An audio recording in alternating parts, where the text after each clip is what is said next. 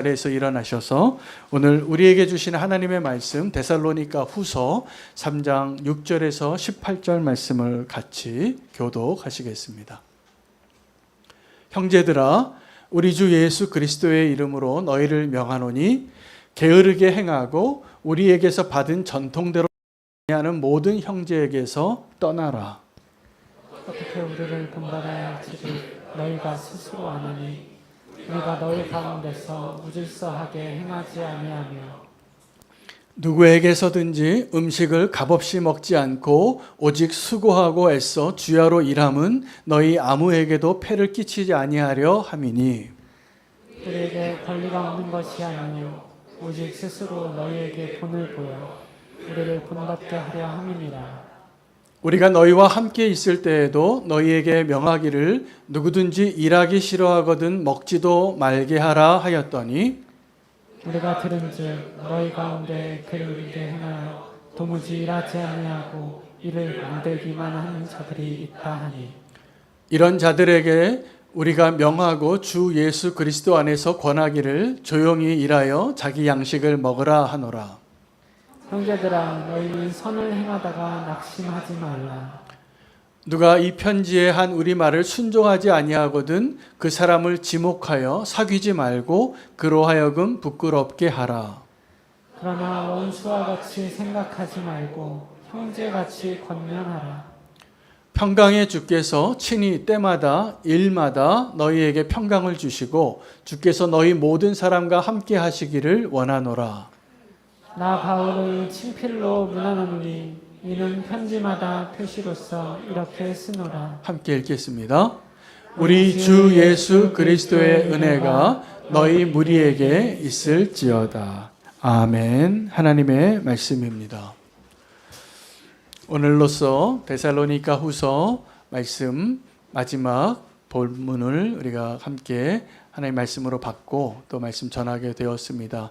오늘 이 데살로니가 후서의 마지막 본문의 메시지는 그 종말의 때를 기다릴 때 게으름을 조심하라는 것입니다. 그 종말의 때에 대해서 분명히 하나님의 말씀을 전해 듣고 이제 그 마지막 때가 올 것을 기다리고 살던 성도님들이 잘못된 가르침을 전해 듣게 된 것입니다. 그래서 일하지 않아도 된다고, 그리고 마지막 때 주님이 오시는 날을 기다리고 그냥 말씀과 기도에만 또 이렇게 거룩한 일에만 전념하자고 이야기하는 사람들에 대한 메시지입니다. 그래서 그걸 잘 분별해서 말세가 올지라도 마지막 날이 올지라도 오늘의 나의 삶을 평소와 다름없이 게으르지 아니하고 오늘이 마지막이 와도 오늘 내가 해야 할 일을 하라는 거예요. 근데 우리가 그러는 것이 쉽지 않습니다. 그런데 이 말세를 생각하지 않아도 게으르지 아니하고 성실하게 사는 것이 쉽지 않습니다. 많은 사람들이 게으른 사람이 되고 싶은 사람 하나도 없을 겁니다. 그리고 내 자신을 게으르다라고 누가 말하는 것을 듣는 것을 기뻐할 사람 아무도 없을 것입니다. 그런데 꽤 많은 분들이 이 게으름의 죄에 빠지기 쉽습니다. 저도 그렇고 여러분도 그렇고 오늘 이 마지막 때를 살아가면서 우리가 게으름에 대한 그 죄의 실체를 알고 그리고 마지막 때를 살면서 우리가 어떻게 게으르지 않고 살아서 주님을 다시 맞이하는 일을 준비하고 또 그 믿음의 공동체를 건강하게 세워가기 위해서 어떻게 신앙생활을 해야 하는가를 교훈으로 붙잡을 수 있는 은혜가 있기를 축복합니다. 여러분, 게으름의 죄는 어떤 거라고 생각합니까? 이런 거죠.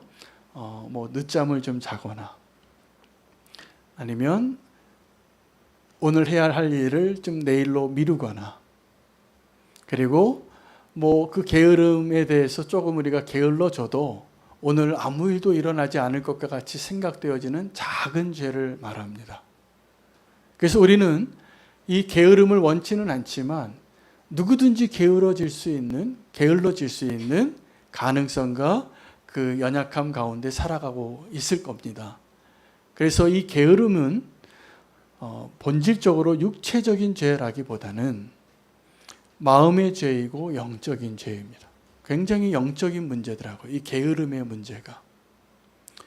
그래서 우리 가운데 하루하루를 살아가면서 나의 삶을 하나님 보시기에 합당한 모습으로 살아내는 것, 이것이 그 어떤 것보다 영적인 일이라는 것을 오늘 결론 삼아 미리 말씀드리고자 합니다.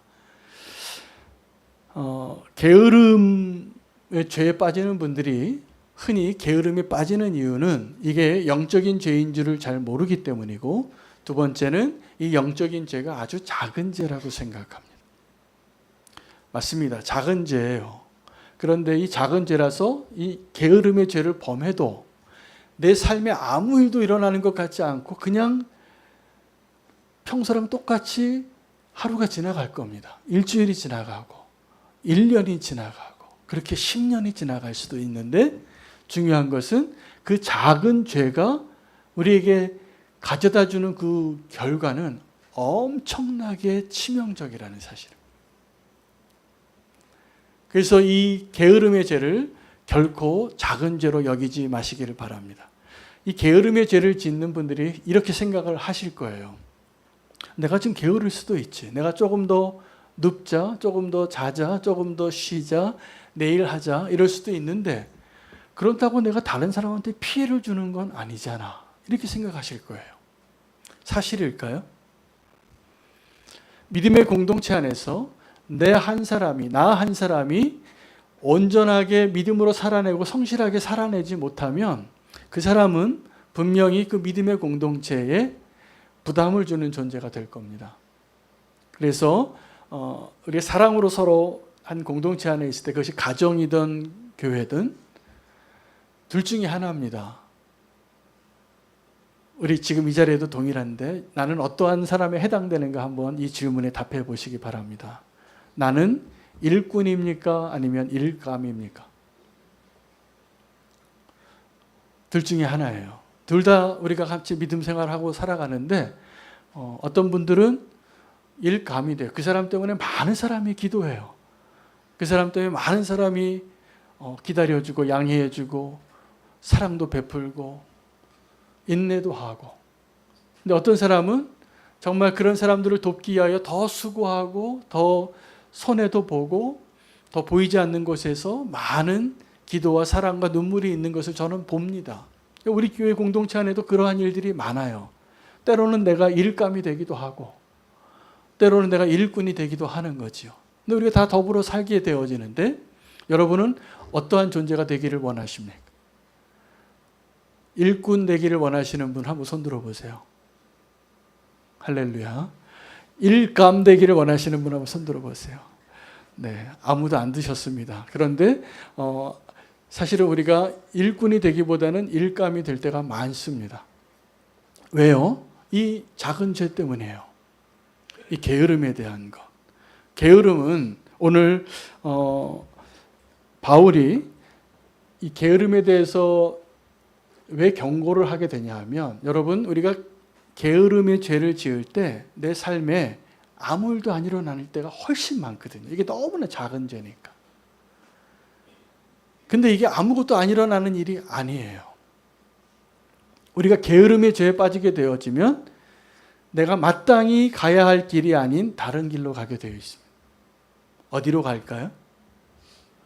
내 육체가 원하는 바, 내가 가장 연약한 곳으로 흘러갑니다. 내 시간과 내 삶과 나의 모습이. 그러기를 원하시는 분 아무도 없을 거예요. 그러므로 나를 더 엄격하게 잘 관리하고 내 자신을 성실함으로 매일매일을 주님 앞에 세워두는 것. 여러분, 우리가 하나님의 앞에 나와서 말씀과 기도로, 또 예배와 또 구제로, 또 주님이 원하시는 선한 마음으로 생각하며 살지 않고 그냥 하루하루를 내 생각을 그냥 영적으로 방치해 두면 어떻게 될까요? 네, 끔찍한 일이 일어납니다. 우리가 원래 죄인이기 때문에.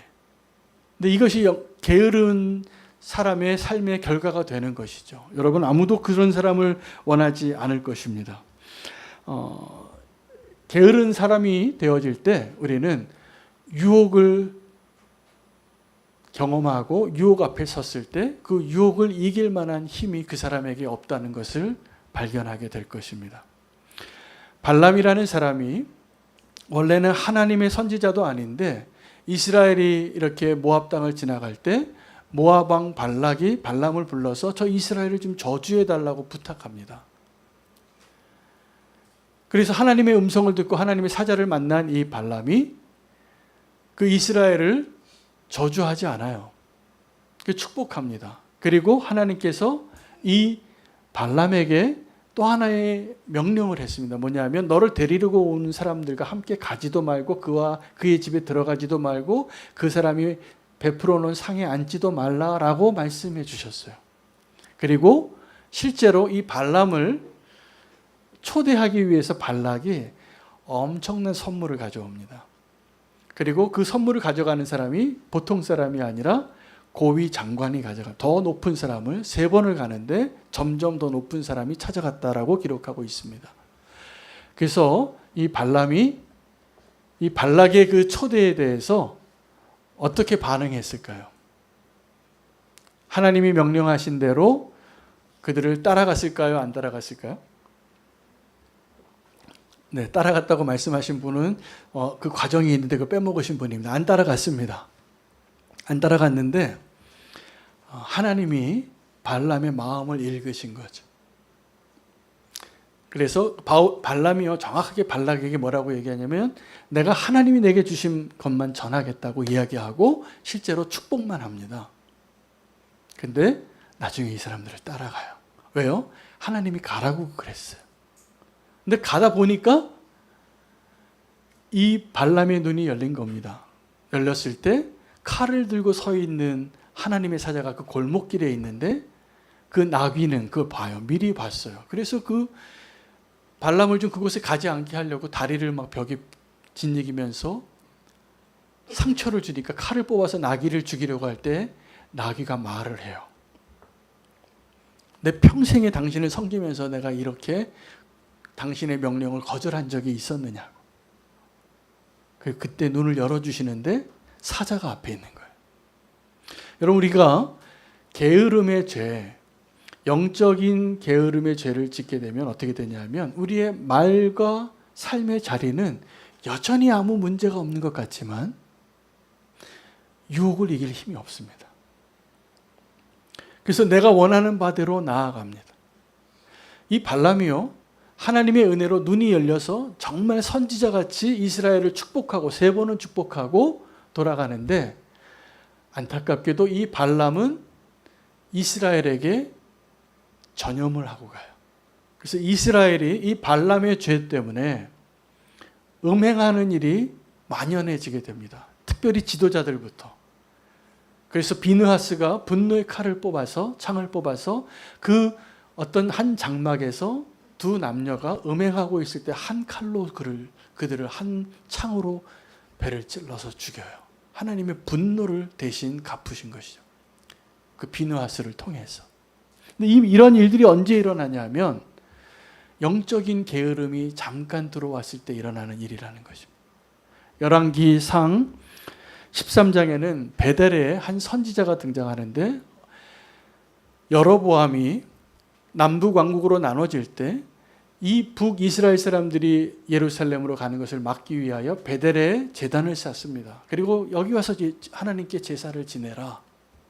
저 예루살렘까지 가지 않아도 된다라고 가르칠 때 하나님이 원하시는 바가 아니었기 때문에 선지자를 보냅니다. 그래서 선지자가 하나님의 말씀을 선포해요.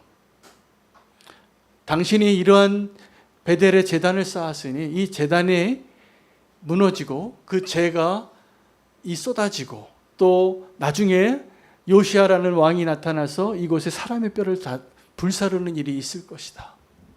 이렇게 축복을 안 하고 저주를 하니까 이 여로보암이 손을 딱 뻗어서 이야기합니다. 저놈을 죽이라고. 근데 이 베델의 선지자가 예언하고 나서 이 베델의 선지자를 죽이라고 할 때 이 팔이 안 굽어지는 거예요. 그래서 그 선지자가 다시 축복하고 기도해서 선이 정상으로 돌아올 때 이 사람이 하나님께 동일한 메시지를 받습니다. 이 발람에게 들은 메시지하고, 너는 이 여로보암 왕이 초청에도 들어가서 먹지 말고 함께 거하지 말고 너 갈 길을 그냥 가야 된다. 그리고 이 사람이 정말 또 갔어요. 베델로 돌아가지 않습니다. 그리고 자기 길을 가는데 베델에서 한 늙은 선지자가 있었습니다. 나이 많은 선지자가. 그 사람을 또 쫓아가요.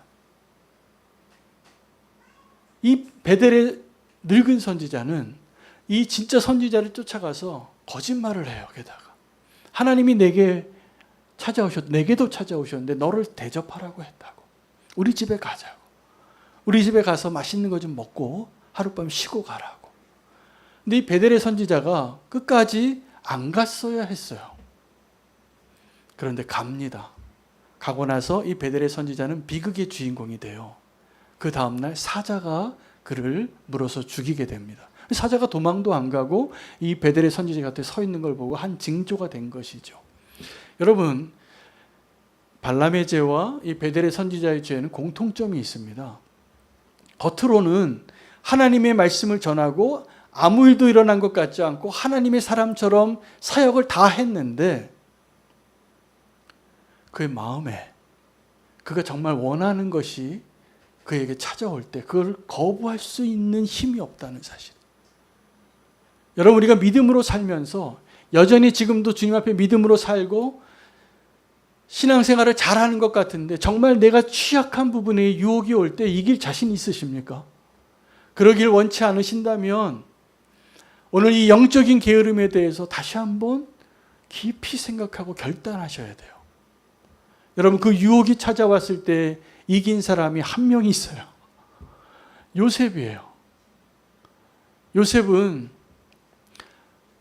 형들에게 팔려가고 감옥에 들어가고 무지한데 왜 감옥에 들어갔냐면 그 주인의 아내가 날마다 간청하며 유혹을 했어요.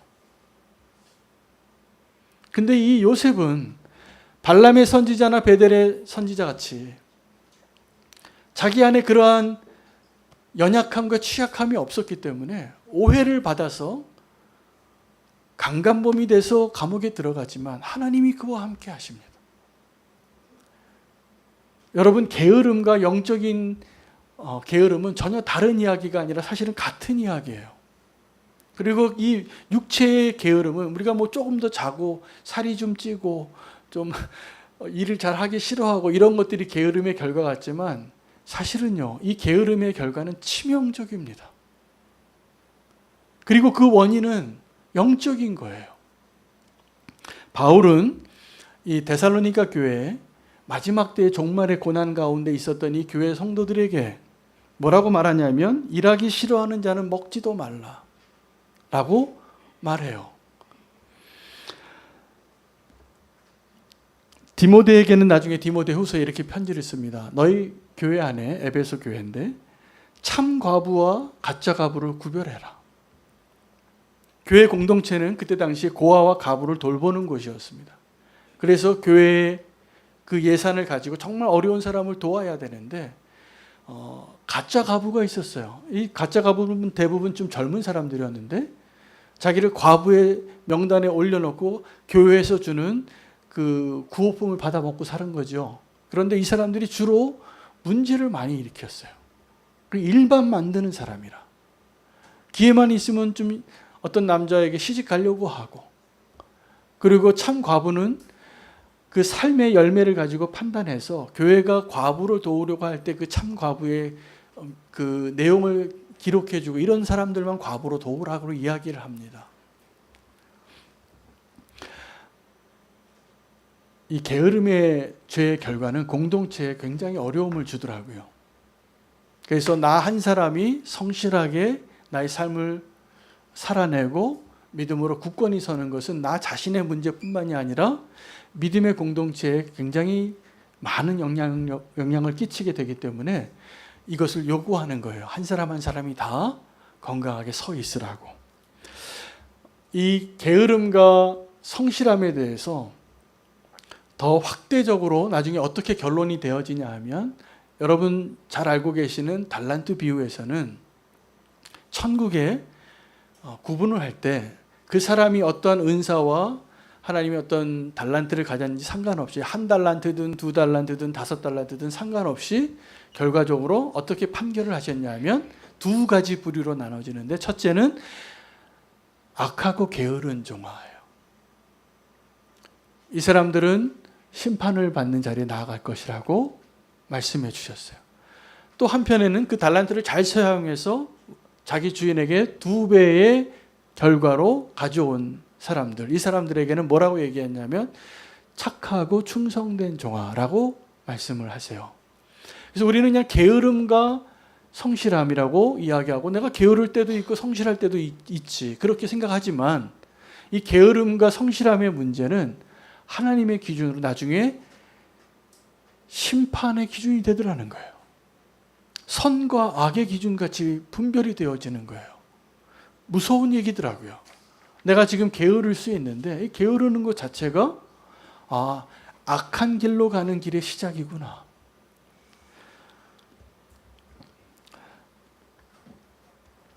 이 게으름에 대한 문제를 해결하기 위해서 우리는 우리 마음의 회복이 필요합니다. 이 게으름의 문제를 회복하기 위해서는 우리의 믿음의 회복이 필요합니다. 제가 오늘 이 본문이 게으름이기 때문에 이 게으름에 대한 뿌리를 이렇게, 왜 우리는 게을러질 거고 좀 게을러지고 싶을까? 그 이유가 일 중독으로 나아가는 사람하고 똑같더라고요. 어떤 분은 일을 너무 열심히 해서, 우리 대부분 현대사회에 살고 있는 저와 여러분이 다 일 중독 비슷하게 살아갑니다. 쉼을 누리지 못해요. 그래서 하나님이 쉬라고 그럴 때도 못 쉬어요. 왜요? 두려워서. 일을 해야 내가 오늘 수입을 얻을 수 있으니까. 그렇죠? 근데 일 중독으로 사는 것과 게을러서 일을 안 하는 것과 뿌리가 똑같습니다. 어떻게 똑같으냐 하면 일 중독과 게으름은 하나님을 믿지 못하는 거예요. 그리고 내 육신의 욕구를 더 중요하게 생각하고 그것이 더 내가 지금 행동하고 판단하는 진짜 이유예요. 그러면 우리가 게을러지는 겁니다. 영적인 게으름은 우리의 믿음이 주님 앞에 정말 믿음으로 더 서야 하는데, 영적인 게으름은요 지금 보이지 않습니다. 근데 게으른 사람이 있어요, 영적으로. 오늘 그 하나님의 시선이 오늘 저와 여러분의 삶을 보시고 우리 삶 가운데 영적인 게으름이 있는 부분을 회복시켜주는 시작이 되기를 축복합니다. 교회 역사 가운데 수도원 운동이 몇 번을 일어났습니다. 교회가 고난 가운데, 지하교회 가운데 있다가 세속화되어지더라고요. 교회가 커지고 돈이 많아지고 숫자가 많아지면 그 다음부터 교회는 더 성장하는 것 같이 보이지만 성장하는 것이 아니라 세상을 닮아갑니다. 세속화되어져요. 그럼 이 세속화되어지는 교회를 회복하는 일을 누가 하냐면, 어디서 그러한 개혁자들이 나오냐면 수도원에서 나옵니다. 수도원 운동이 한 400년 주기로 나타나요. 이 유럽을 기반으로 한 서방 기독교의 역사를 구분해 보면, 그래서 교회가 타락할 때 수도원에서 새로운 피가 수혈되는 것이죠. 그런데 놀라운 일은 이 수도원도 타락을 합니다. 그래서 새로운 수도원이 나타나게 돼 있어요. 근데 이 수도원이 언제부터 타락하는가를 교회 역사를 연구하는 분들이 연구하다가 그 시점을 언제로 공통적으로 찾냐 하면, 이 수도원, 이 교회의 구원투수와 같은 이 수도원이 언제 타락하는 줄 아십니까? 우리가 말씀과 기도에 전념하기 위하여 노동을 좀 그만두자 라고 결정할 때부터입니다. 수도원은 정말 말씀과 기도와 노동만 하는 곳이에요. 세상과 단절해서 벽을 쌓고 주님께 기도만 하고 말씀만 연구하고 거기서 학문도 연구합니다. 무엇보다 더 중요한 것은 노동을 해요. 늘. 그래서 그 수도사들이, 그곳에 사는 사람들이 다 자기의 잡이 있어요. 자기가 하는 일이 있어요. 누구는 설거지만 하고, 누구는 마당만 쓸고, 누구는 빨래만 하고, 그 자기 일을 하나씩 다 하게 돼 있어요. 그런데 그 수도사들이 나라에서 세금을 면제해주고 존경하니까 물질적으로 부유해지기 시작하면서 결정 내리는 첫 번째 수도원이 타락하는 증상의 첫 번째 현상은 노동을 그만두는 거예요. 우리 교회에 그런 일이 없기를 원합니다. 저는 그래서 우리는 교회에 여러 가지 필요가 있어도 이렇게 말씀 사역자로 이렇게 전임 사역하시는 분들 외에는 우리 교회의 모든 일들을 우리가 몸소 손으로 하기를 원해요. 그리고 그 일을 저도 하기를 원하고, 저는 지금도 나름 그렇게 하려고 노력하고 있습니다. 제가 목사라고 해서 어떤 일이 필요한데 다른 사람보다 뒷짐지고 늦게 달려가는 모습이 보이거든 저에게 개인적으로 카톡을 좀 보내세요. 목사님 변질된 것 같아요. 그렇게 저한테 알려주세요. 그건 정말 변질된 거예요. 여러분, 게으름은 그래서 게을러진, 내가 지금 오늘 내가 해야 할 일을 내일로 하지 뭐. 여러분, 근데 오늘 내가 해야 할 일이 내가 오늘 해야 할 중요한 일들이 어떤 게 있냐면요, 용서하는 거예요. 근데 오늘 용서할 일을 오늘 용서하지 않으면 내일 용서할까요? 그 사람이? 안 합니다. 내가 오늘 누구를 도와야 될 마음을 하나님 성령으로 감동해 주셨어요. 저 사람이 지금 오늘 밥값이 없는 것 같으니까 내가 아무도 모르게 5만 원짜리 봉투 하나 넣어서 좀 건네줘야지, 이런 마음을 하나님 주셨어요. 근데 내가 오늘 그걸 순종하지 않으면 내일 할까요? 내일은 그 5만 원이 3만 원이 됩니다. 그리고 10,000원이 됩니다. 그리고 그 일을 안 하는 모습으로 끝날 거예요. 제가 분명히 예언해요. 이게 영적인 게으름이에요. 내가 오늘 해야 할 일을 오늘 안 해요. 내가 오늘 기도해야 할 일이 있는데 기도 안 해요. 내일 하지 뭐. 사단이 제일 많이 우리에게 하는 말이 뭐냐면 내일 해도 돼요. 그러면 그 일은 안 일어나요. 계속 내일이 왔을 때 또 내일 하지 뭐, 이렇게 말할 것이기 때문에 그렇습니다. 여러분, 내가 오늘을 믿음으로 사는 일이 그래서 대단한 믿음이에요. 오늘을 내가 그 믿음으로 살기 위해서 내가 과거와 미래의 모든 후회와 염려를 다 차단하고 오늘 믿음으로 사는 일이 가능할 때만 그것이 가능한 일이잖아요. 근데 게으름은, 영적인 게으름은 그걸 미룹니다. 그리고 아무 일도 없었던 것처럼 그렇게 되어질 것입니다. 거기까지만 돼도 좀 다행인데, 꼭 우리의 영적인 게으름의 죄의 결과는 다른 곳에서 열매를 맺습니다. 일을 만드는 사람이 돼요. 교회에서 문제를 일으키는 분들은 공통점이 있는데 영적인 게으름의 죄의 결과예요. 우리가 영적인 죄인 이 영적인 게으름의 죄의 가장 위험한 결과는 뭔지 아십니까? 우리에게 사랑이 없어지고 우리가 이기적인 존재가 되게 합니다. 언제요? 우리가 정말 영적으로 게을러질 때. 영적으로 게을러지면 다른 사람의 필요보다는 내 삶의 필요가 더 중요해져요. 바울은 이 영적인 게으름을 늘 경계하던 사람이었습니다. 그래서 믿음으로 끝까지 경주하라고 늘 강조하고, 그래서 오늘도 이 바울이 쓴 말이거든요. 데살로니가 교회. 일하기를 원치 않는 사람은 먹지도 말라고. 무슨 얘기일까요? 게으르지 말라는 거예요. 여러분, 오늘 우리가 그 게으름을 이길 수 있는 믿음을 하나님 우리에게 주시기를 원합니다. 그리고 게으름을, 영적인 게으름을, 이것이 영적인 일인 것을 깨닫고 하나님 앞에 그 죄의 결과를 보여주셨다면 오늘 우리가 이제 다시는 영적인 죄에 빠지는 그 유혹에 빠지지 않기를 원합니다. 하나님께서 그럼에도 불구하고 우리가 영적인 죄를 지을 때가 많은데 그 영적인 죄를 치유하는 장소가 십자가예요. 십자가는 예수님께서 제자들에게 요구하신 길이에요. 누구든지 나를 따르려거든 자기를 부인하고 자기 십자가를 지고 나를 따르라. 여러분, 그 십자가 없이 우리는 게으름을 이길 수 없을 것입니다. 오늘 그 십자가의 은혜로 영적인 게으름을 이기고 주님을 더 사랑하는 저와 여러분 되시기를 축복합니다. 오늘 주님을 더 갈망하는 마음으로 결단하며 나아가겠습니다.